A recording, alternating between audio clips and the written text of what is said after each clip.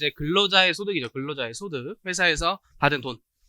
근로소득은 먼저 계산 구조부터 보시면 총급여액에서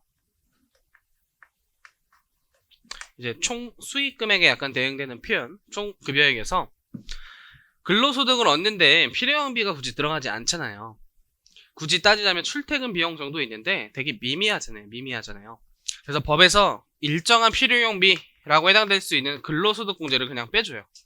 그것도 소득별로 좀 차이가 나게 근로소득공제를 빼줄 것이다.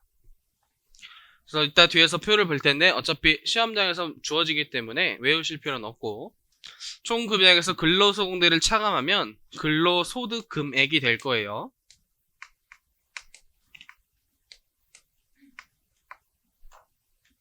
근데 이제 중점적으로 약간 보셔야 되는 건 총급여액에 비과세, 분리과세 제외라고 배웠었죠. 근데 이 근로소득에서 비과세가 가장 많아요. 모든 입회사 근영기 중에서 비과세가 가장 많고 가장 많이 외워야 될 그 소득이 근로예요, 근로. 소득세는 좀 암기가 많이 해야 된다 그랬죠. 근로에선 비과세 암기를 좀 잘 하셔야 돼요. 그걸 좀 포인트로 갖자. 그렇게 좀 서론을 말씀드리고 4.1에 근로소득 나와 있고 1점의 근로소득 개념과 범위를 좀 볼게요. 먼저 근로소득이란 당연히 근로계약에 따라 받는다, 근로계약에 따라 받는다가 가장 중요한 문구고, 비독립적 지위에서 근로를 제공하고 받는 대가이다 라고 나와 있어서 독립성의 요건이 깨진 대표적인 종속적인 소득이라 그랬죠. 그래서 사업자의 사업소득과 확실히 구분되는 문구가 비독립적 지위라고 보시면 돼요. 그때 원칙적으로 근로 제공의 대가는 명칭에는 관계없이 고용 관계에 따라 회사로부터 받은 돈이라고 생각하시면 된다. 근데 그러한 개념이 모호하기 때문에 법과 시행령에선 구체적으로 근로소득은 뭐고 근로소득이 아닌 것은 뭐냐, 그런 것들 다 정해놨다는 거예요. 그래서 먼저 구체적으로 근로소득은 다음에 소득으로 한다라고 적혀있네요. 동그란 1번이 가장 일반적으로 발생하는 급여다. 그래서 봉급, 급료, 보수세비, 명칭 중요하지 않고 근로를 제공함으로써 받는 돈이라고 생각하시면 돼요. 근데 2번을 보시면 잉여금 처분의 상여의 가로에 먼저 체크하시면 주총이나 사원총회 그 밖의 결의에 따라서 상여를 받는 소득이라고 나와있죠.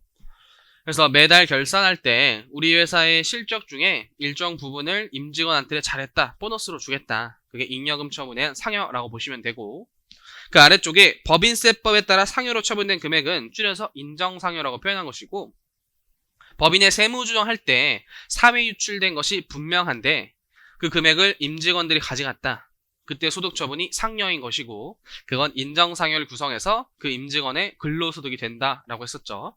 그래서 2번과 3번 상여는 같은데 둘의 큰 차이점 중에 하나가 수입 시기의 차이가 있어요. 뒤에서도 정리하겠지만 미리 좀 말씀드리면, 이번에 잉여금 처분인 상여의 수입 시기는 잉여금 처분 결의일이에요. 그래서 결의일에 얼마를 받을지가 확정이 되기 때문에 결의일을 수입 시기로 두고 있고, 3번의 인정상여는 실제 발생한 소득이 아니죠. 실제로 지급된 소득이 아니라 세무조정 하다가 이거 임직원이 가져갔네 라고 해서 상여 처분하는 거예요. 그래서 지급일 이런 시점이 아니라 그냥 근로를 제공한 날이라고 되어 있어요. 근로를 제공한 날. 그게 원칙적인 근로소득의 수입식이다. 왜냐, 여러분들도 아르바이트 같은 거 해보시면 알겠지만 아르바이트를 한 달 하기로 했는데 한 3일 일하고 갑자기 너무 힘든 거예요. 진짜 때려치고 싶다. 그래서 그냥 나왔어요. 그럼 그 3일치 돈을 못 받아야? 아니면 받아요?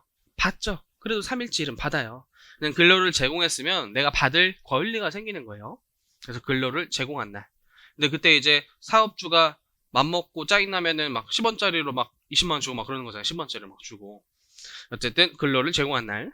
다음 4번에 퇴직함으로써 받는 소득으로서 임원 퇴직 소득에 속하지 않는 소득이라고 나와 있는데, 퇴직 소득에서 배울 텐데 거기에 임원 퇴직 소득 한도 초과이라고 적어주세요. 이렇게 좀 적어주세요. 더 정확하게는 소득세법상 임원 퇴직 소득 한도 초과액이에요.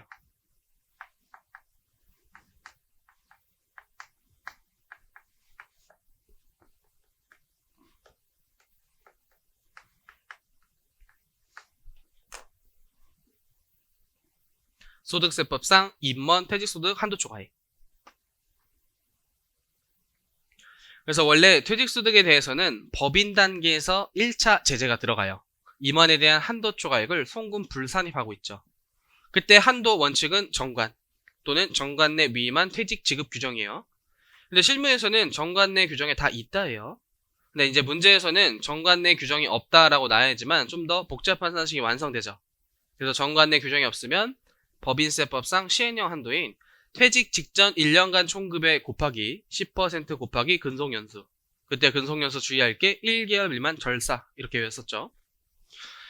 근데 그 규정이 실무에서는 실효성이 없는 게 정관의 규정이 다 있다예요.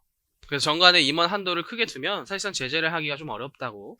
따라 소득세에서는 다시 한번 임원에 대해서 제재를 가하고 있다. 소득세법에서 한도까지는 퇴직소득으로 보고 한도 초과는 근로소득으로 본다라고 배울 거예요. 그럼 근로소득이 왜 더 불리하냐를 좀 이해하시면 되는데, 첫 번째 퇴직소득은 분류과세예요. 분류과세.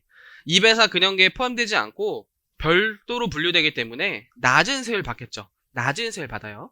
퇴직소득 유리. 두 번째로 퇴직소득은 장기간 형성된 소득이기 때문에 급여 공제 혜택이 커요. 환상급여 공제 이런 공제 혜택이 굉장히 크기 때문에 퇴직소득이 유리해요. 그래서 임원이 퇴직하면서 한탕 크게 먹고 가는 걸 방지하기 위해서 한도까지는 퇴직소득, 한도 초과는 근로소득으로 볼 거예요. 그 규정이 근로소득에 이렇게 적혀 있는 것이다. 4번에 퇴직함으로써 받는 소득으로서 퇴직소득에 속하지 않은 소득은 근로소득으로 본다. 그 다음 5번에 하나 추가할까요? 5번 뒤에서도 배울 텐데 법에는 5번이 이렇게 좀 써져 있어요. 5번에 직무발명 보상금이라고 적혀 있다.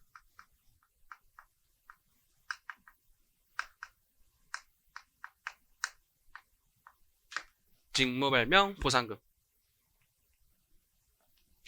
근데 직무발명 보상금은 정리를 좀 잘 하셔야 돼요. 일단 법인으로 또 받았으면 근로소득인데 연 500까지 비과세죠. 참고로 연 500까지 비과세. 퇴직 후에 받았으면 기타 소득 그런 거 뒤에서 잘 정리할 거예요.